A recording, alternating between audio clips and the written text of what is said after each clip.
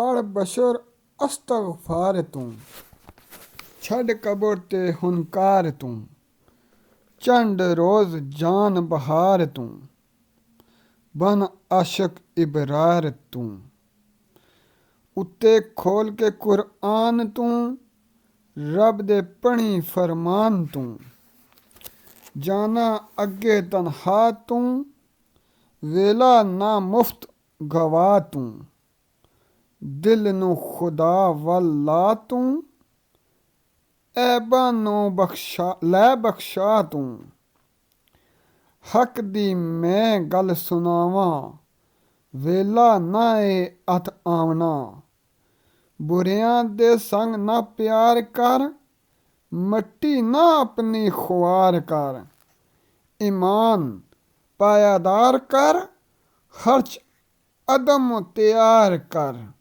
नेकी दे वल ख्याल कर, कोई साथी अपने नाल कर। ए समन ख्वाबों जाग तू, छड़ काज़बां दे राग तू, गा सादकां दे राग तू, फिर वेख अपने बाग तू, बचदा रो बुराइयां थी, मिलसी नफा बुलाइयां थी, झूठ वडावें सच छुपावें, बुरे कमां वल बज बज जावें, फर्ज कमां विच गर्ज बनावें, दिली मुरादां कदी ना पावें, पिया एवें मगोस खपाना है, क्यों कीमती वक्त गवाना है, पिया माल पराया खांदा तू, रेही महफिल बुरी सजांदा तू, रें महफिल बुरी सजांदा तू, नहीं मन ताईं समझदा तू, नहीं मन ताईं समझदा तू, नहीं सोने अमुल कमांदा तू, बाइयां ते जुल्म कमांदा है, क्यों कीमती वक्त गवाना है, वक्त गफलत विच गुजारे तू, ना नफ्स शैतान नू मारे तू, कैसी शिखी ते दम मारे तू, पिया मकरी जाल खिलारे तू, ना सच्ची गल सुनाना है, क्यों कीमती वक्त गवाना है बंदा पाक रहमान दा, नहीं हक दा राह पहचानदा, बन तालब पाक कुरआन दा, कर कम कोई जन्नत जानदा, ना ओना गर्ज बहाना है, क्यों कीमती वक्त गुआना है, बेशक मौत जरूर आना, मंदियां फेलां वल ना जाना, रोज़ अशर तू जिस बख्शावना, मन लै उस दे हुक्म जवाना, जिसको सरू जाम पिलाना, क्यों कीमती वक्त गवाना है, जिसको सरू जाम पिलाना है, क्यों कीमती वक्त गवाना है,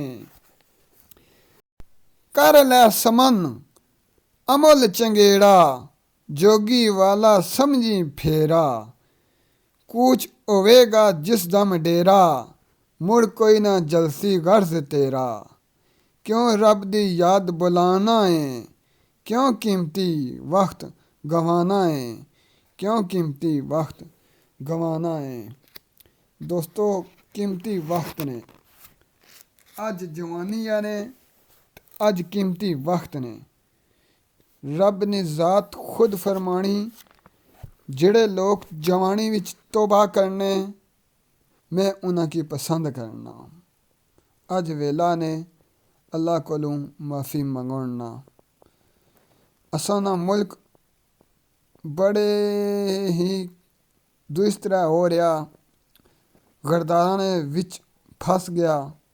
दोस्तों अज असां दा कम आ कि दीन अपने दीन की हिफाजत कर गया है, रब कोलों रो रो के इल्तजावां कर गया, ऐ मेरे मालिक असां गुनाहगारां की अपने दीन की हिफाजत करने ला बना, और असां की